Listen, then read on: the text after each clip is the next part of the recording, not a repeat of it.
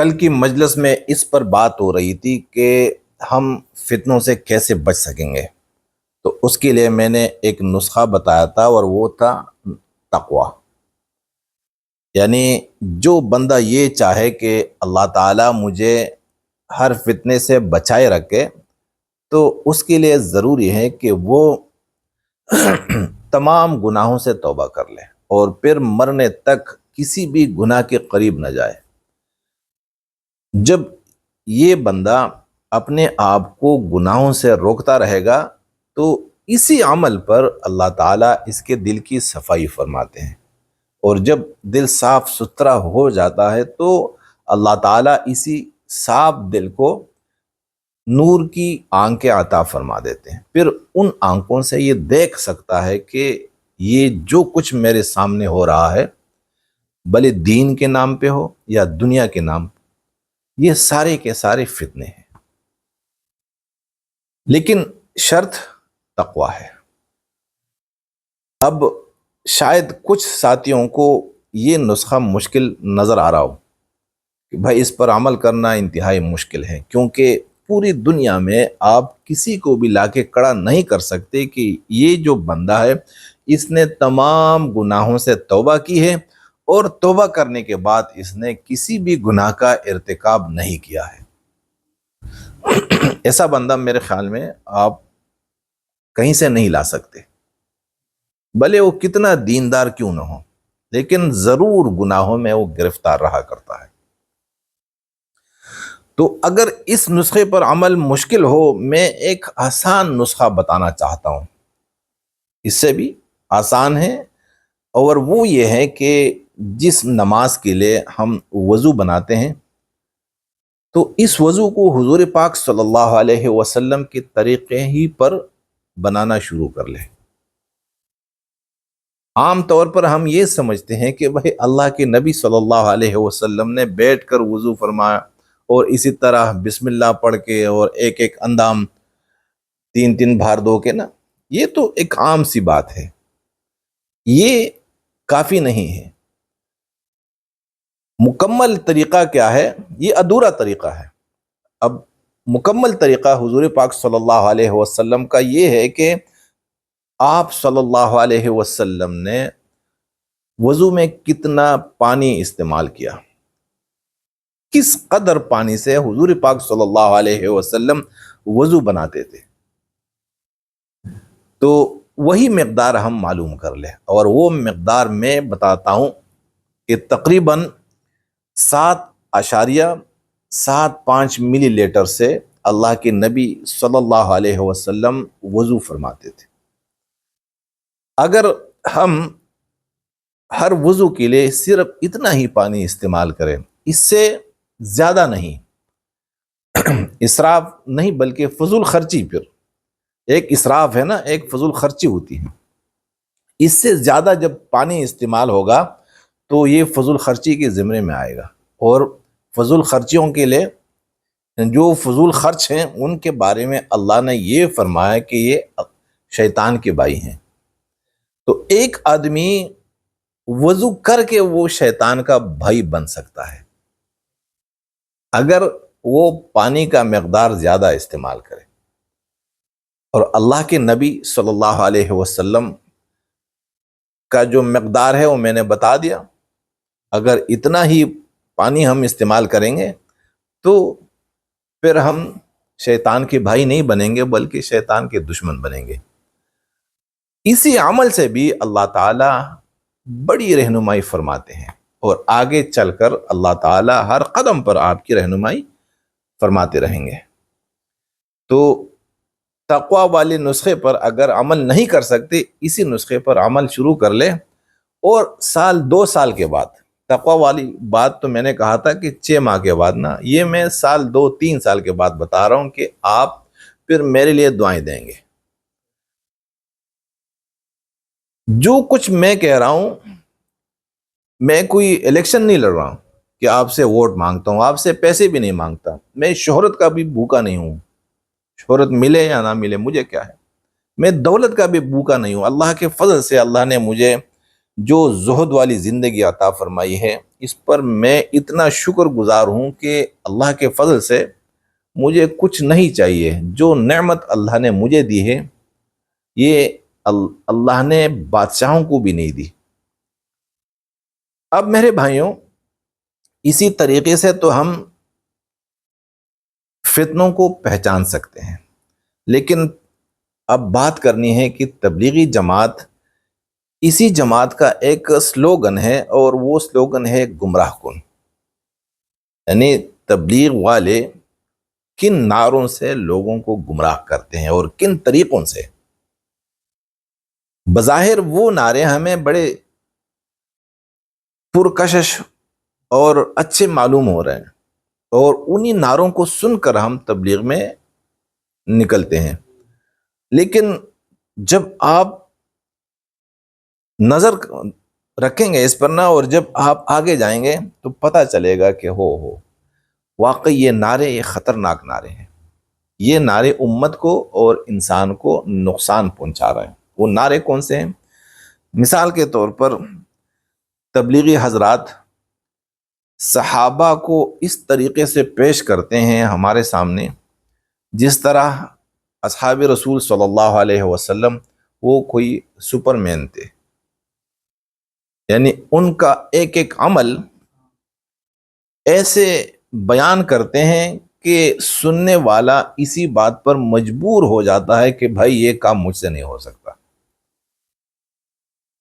مثال کے طور پر ابو بکر صدیق رضی اللہ تعالی عنہ نماز پڑھ رہے تھے اور سانپ آ گیا اور بچے سے لپٹ گیا، پھر پورے گھر میں شور، لیکن اللہ کے یعنی ابو بکر صدیق رضی اللہ تعالیٰ عنہ وہ نہیں سن رہے۔ اسی طرح حضرت علی رضی اللہ تعالیٰ عنہ، جو تیر ان کے جسم میں تھا، اب کون نکالے؟ جب نکالتے تھے تو درد ہوتا تھا، تکلیف ہوتی تھی انہیں۔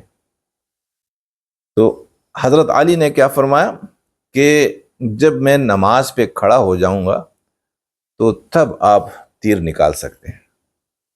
اب جیسے وہ نماز پہ کھڑے ہو گئے، لوگوں نے تیر نکالا اور نماز پوری کی، تو پوچھا کہ بھائی تیر نکالا آپ لوگوں نے؟ لوگوں نے کہا جی یہ تیر ہے۔ تو اس قسم کی باتیں جو ہیں، یہ سننے والوں کو اس بات پر مجبور کر دیتی ہیں کہ ہاں بھائی صحابہ نے جو کچھ کیا وہ تم نہیں کر سکتے۔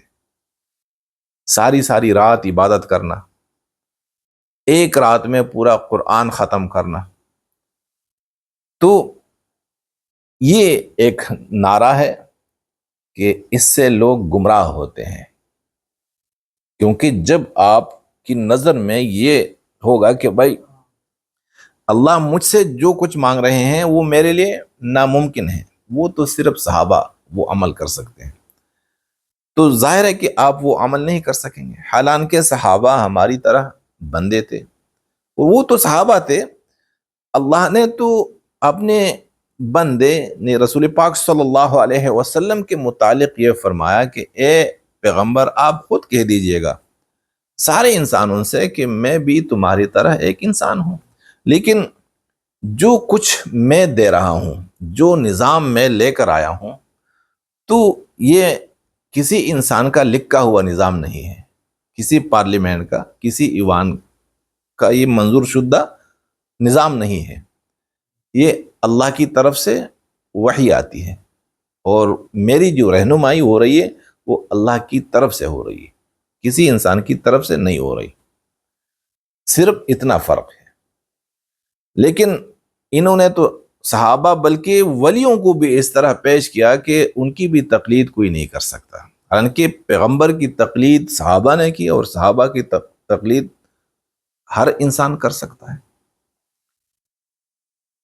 دوسری بات کیا ہے کہ تبلیغ والے یہ کہتے ہیں کہ بھائی کسی کے عیب پر نظر مت رکھو۔ اب عیب کیا ہے؟ یعنی جو بندہ بھی گناہ کر رہا ہے آپ نے اس کی طرف نہیں دیکھنا، اور آپ نے خاموشی اختیار کرنی ہے۔ یہ بڑی خطرناک بات ہے۔ بھائی جو بندہ بھی عیب دار ہوگا، وہ قصداً معاشرے میں فساد پھیلا رہا ہے اور وہ اللہ کی نافرمانی کر رہا ہے، تو اللہ نے آپ کی تشکیل بھی اسی لیے کی ہے کہ جا کے اسے ہاتھ سے روکو۔ یہ نہیں کہ رات کو اٹھ کے اس کے لیے رو رو کے ہدایت کی دعا کریں کہ یا اللہ اسے ہدایت نصیب کرو۔ اسے ہدایت کیسے نصیب ہوگی؟ اللہ نے فرمایا ہے واللہ لا یہدی القوم الظالمین، جو ظالم ہوتے ہیں اللہ تعالیٰ ان کو ہدایت نہیں دیتے۔ اب وہ ظالم ہے، ظلم کر رہا ہے، اور آپ مسجد میں جا کر تہجد میں اٹھ کر ان کے لیے دعائیں کرتے ہیں، اور وہ بھی ہدایت کی۔ تو ان یعنی اللہ اور آپ کے درمیان ایک لڑائی ہے۔ لڑائی کیا ہے؟ اللہ فرماتے ہیں کہ میں ایسے لوگوں کو ہدایت نہیں دیتا، اور آپ کہہ رہے کہ نہیں آپ نے دینا۔ تو کسی کے عیب پر نظر نہ رکھنا یہ خطرناک ہے، کیونکہ اس سے کیا ہوتا ہے کہ جو ظلم کر رہا ہے اور جو گناہ کر رہا ہے، اس سے اس کی حوصلہ افزائی ہو رہی ہے۔ تو بھئی لوگ تو خاموش ہیں، شاید میں ٹھیک ہوں، تو آپ نے ظالم کو ظلم سے روکنا ہے۔ اور یہ کیوں یہ لوگ کہہ رہے ہیں کہ بھئی کسی کی عیب پر نظر مت رکھو، کیونکہ یہ خود بھی اسی طرح ہیں کہ بھائی ہم جو کچھ کہہ رہے ہیں تو کہنا تو کچھ اور لیکن کرنا کچھ اور ہے۔ اگر آپ نے ہمیں دیکھ لیا تو بھائی پردہ رکھو۔ تیسری خطرناک بات جو یہ کہہ رہے ہیں، صرف تبلیغ والے نہیں کرتے، تبلیغ والوں کی بات میں نہیں کر رہا کہ صرف تبلیغ والے کہہ رہے ہیں، جو بھی مذہبی انسان ہو، جو بھی خود کو دیندار کہلاتا ہو، سارے یہی بات کرتے ہیں کہ بھائی ہم کمزور ہیں۔ جب ان سے کہا جاتا ہے کہ بھائی یہ گناہ کا کام ہے مت کر، تو کیا کہتے ہیں؟ بھائی ہم تو کمزور ہیں۔ یہاں پہ کچھ علماء تھے، میری ان سے بات ہو رہی تھی اور میں نے تقوی پر بات شروع کر دی۔ ایک عالم تھے، انہوں نے مجھے کہا کہ بھائی آپ جو کچھ کہہ رہے ہیں یہ ٹھیک نہیں ہے، ہم انسان ہیں اور انسان کو اللہ نے کمزور پیدا فرمایا ہے، اور جب یہ کمزور ہے تو اس سے گناہ ہوتے رہیں گے۔ میں نے کہا آپ کے پاس دلیل کیا ہے؟ تو اس نے کہا کہ وَخُلِقَ الْإِنسَانُ ضَعِيفًا، اللہ نے انسان کو ضعیف بنایا، کمزور بنایا۔ تو میں نے ان سے کہا کہ ٹھیک ہے، اللہ نے انسان کو کمزور ہی بنایا اور انسان ہے کمزور۔ میں جن باتوں سے یعنی اللہ تعالیٰ جن باتوں سے اس انسان کو یعنی جسے اللہ نے کمزور بنایا ہے، اور اللہ تعالیٰ اس کمزور انسان کو جن کاموں سے روکتا ہے، تو وہ کام کمزوروں کے کام نہیں ہے، وہ طاقتوروں کے کام ہیں، اور یہ کمزور ہے۔ تو اللہ اس لیے انہیں منع فرماتے ہیں کہ بھئی تم کمزور ہو، وہ طاقتور کا کام ہے، اس کام کے قریب مت جا۔ وہ سمجھے نہیں۔ پھر میں نے ان سے کہا کہ دیکھیں تقوی کیا ہے؟ تقوی یہ ہے کہ بھئی گناہ کے قریب نہ چلا جائے، اور گناہ کیا ہے تو میں نے بتا دیے۔ پھر میں نے کہا کہ گناہ کے کاموں میں زنا ہے، کسی کا مال ہڑپ کرنا اور کسی کا قتل کر دینا، یہ 3 بڑے گناہ، سارے گناہ ان 3 بڑے حصوں میں تقسیم ہیں۔ میں نے کہا کہ زنا کرنا یہ کمزور کا کام ہے یا طاقتور کا کام ہے؟ کسی کی عزت لوٹنا، کمزور بندہ کسی کی عزت لوٹ سکتا ہے؟ تو کہا نہیں لوٹ سکتا۔ میں نے کہا جب کوئی لوٹنے لگتا ہے اور لوٹ لیتا ہے کسی کی عزت، اسے آپ کمزور سمجھیں گے؟ وہ خاموش ہو گئے۔ پھر میں نے کہا کہ دیکھیں کسی کا مال ہڑپ کرنا، میں تو کسی کے 5 رنگٹ بھی ہضم نہیں کر سکتا۔ جو کمزور بندہ ہو وہ 1 روپیہ بھی کسی کا ہضم نہیں کر سکتا، اور ایک بندے نے کھربوں اربوں روپیہ ہڑپ کیے ہیں، اور کرتا چلا جا رہا ہے اور کوئی بھی اس کا کچھ بھی نہیں بگاڑ سکتا، تو کسی کا مال ہڑپ کر دینا، کسی کا مال لوٹنا، یہ طاقتور کا کام ہے یا کمزور بندے کا؟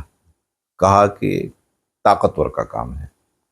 پھر میں نے کہا کہ بھائی میں نے ابھی تک مرغی بھی ذبح نہیں کی، اور ایک انسان اٹھ کے دوسرے انسان کو قتل کر دیتا ہے، اس کو ذبح کر دیتا ہے، اس کی جان لے لیتا ہے، تو کسی کی جان لینا یہ کمزور کا کام ہے یا طاقتور کا کام ہے؟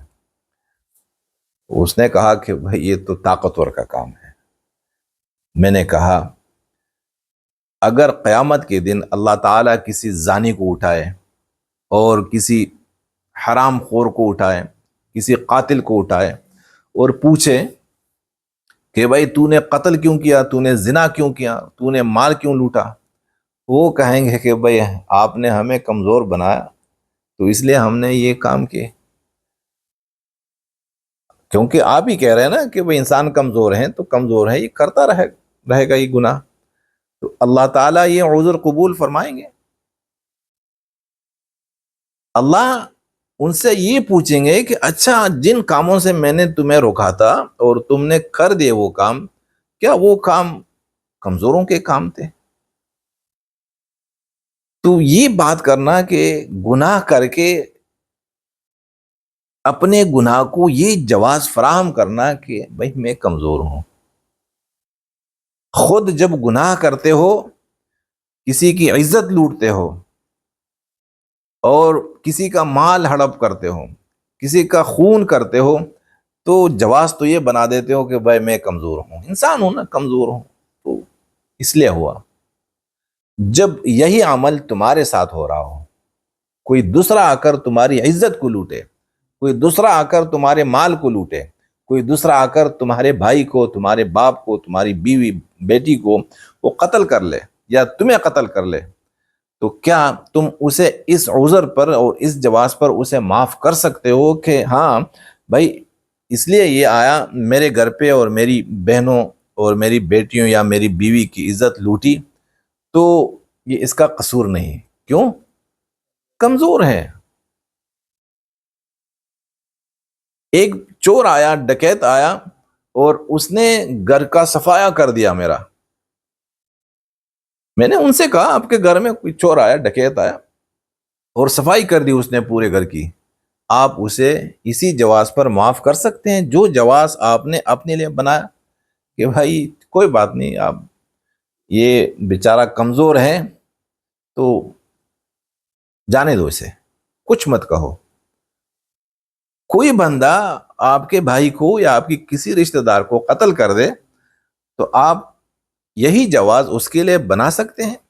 اپنے لیے تو بنا دیے، دوسروں کے لیے بنانا کہ ہاں دوسروں کو بھی آپ اسی عذر پہ، اسی جواز پر معاف کر دے کہ ہاں ہاں جو بھی اس نے میرے ساتھ کیا تو اس کا قصور نہیں ہے، کیونکہ یہ ہے کمزور اور یہ کمزوروں کا کام ہے۔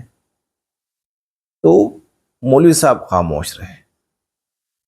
یہ جو خطرناک بات ہے کہ ہم کمزور ہیں اور کمزوری کو جواز بنا کر گناہوں پر دلیر ہو جانا اور گناہوں پر تکرار کرنا، مرنے تک زنا کرنا، لڑکوں کے ساتھ زنا ہو رہے ہیں، لڑکیوں کے ساتھ ہو رہے ہیں۔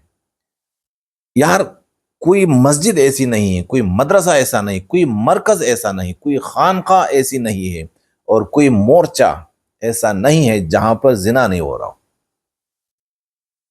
اور پھر کیا کرتے ہیں کہ بھائی ہم کمزور ہیں، جواز یہ ہے۔ تو یہ سلوگن، یہ نعرہ، یہ بھی خطرناک ہے۔